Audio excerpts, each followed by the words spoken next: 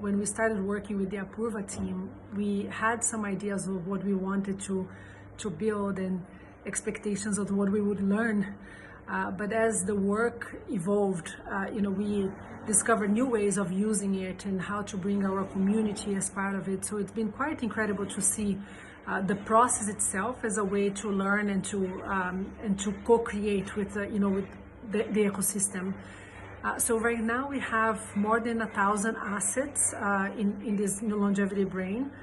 These are, research studies, articles, innovation solutions from all over the world.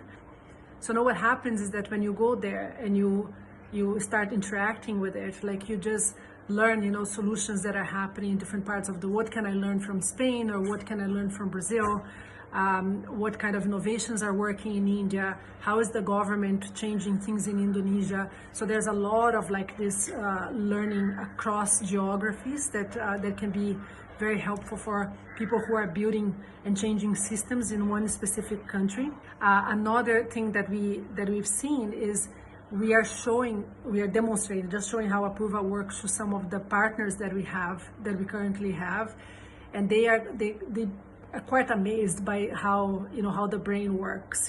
Just as another example, one of our partners in Brazil is the largest bank that we have there, Itaú Bank, and they have one arm that only looks at longevity, the aging space. So they've been doing a lot of research for many years in terms of with the economic incentives, how things are working on the ground.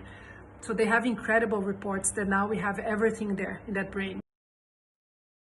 One is to continue to grow this, the network, the community that is contributing to and using this new longevity brain. Of course, that we want thousands of social innovators, the solutions there, but we also want, the larger networks, the ERPs, the World Bank or WHO, these institutions that are producing a lot of knowledge and influencing, governments and markets, and we want to make sure that everyone has the kind of data and wisdom that the brain is bringing now.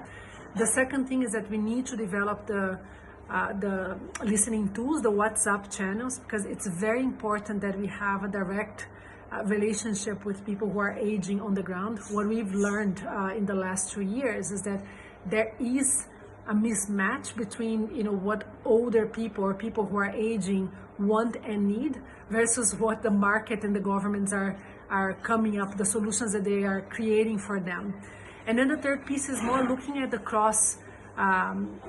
cross-cutting sections there that we've seen that new longevity speaks to all other fields. We are talking about lifelong health, we are talking about lifelong learning. So what does that mean is that how can we start having more relationships with education institutions or health institutions and influence them with what we are building here.